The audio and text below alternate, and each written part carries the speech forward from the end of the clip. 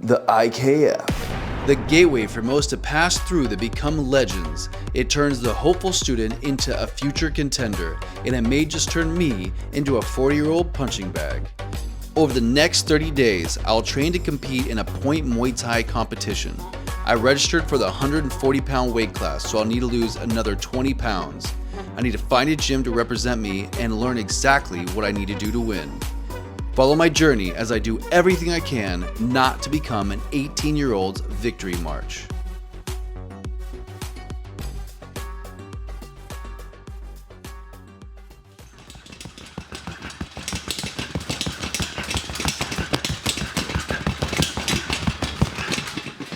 Okay, so in about 3 hours, I'm gonna go sign up for zerodojo, and then I have 30 days to get ready, start a day for the IKF.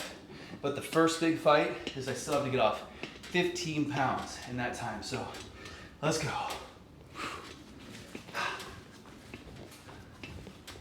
If I need to lose 15 pounds, I'm gonna be trying to buy these noodles online that are 0 calories.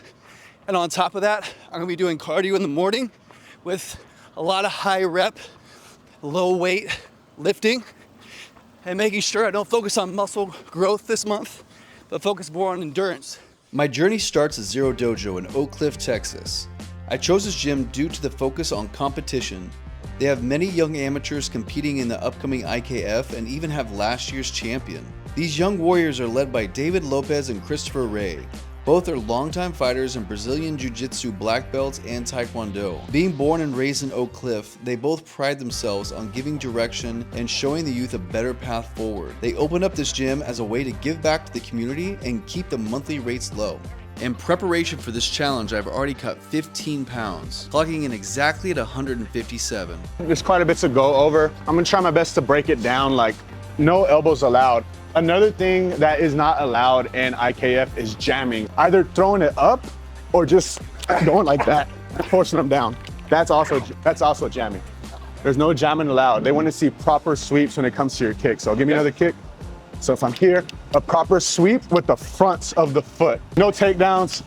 I know it's Muay Thai, not MMA, right? So if you're gassed or whatever, you can't just lazily shoot for a takedown. You're not needed head.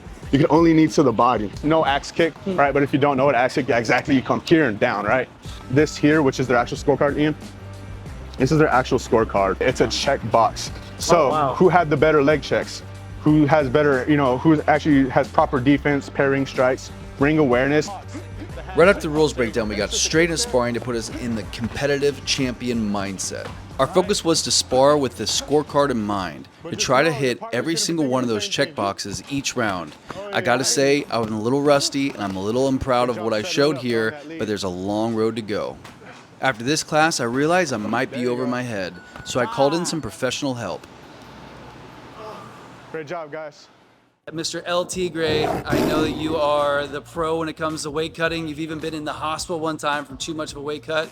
I have a huge fight coming up in about a little over 20 days.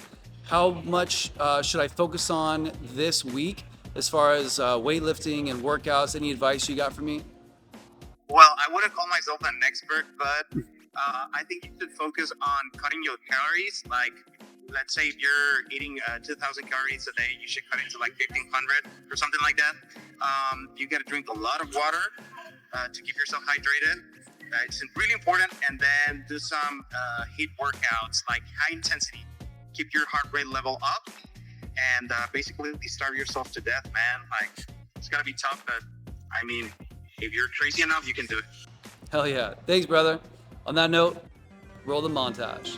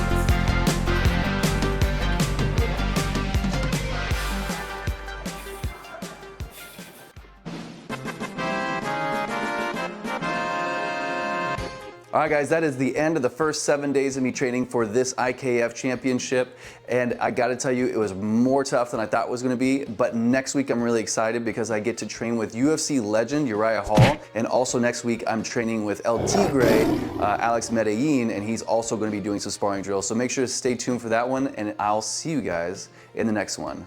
Wish me luck. In the next video, I get some harsh realities from Uriah Hall. He really did break me down and made me realize how much I need to learn before this next big fight. I try to implement those lessons into my sparring matches with El Tigre. All this and more on the next action-packed video that I have coming out next week, so make sure to like and subscribe so you're there. See you guys in the next one.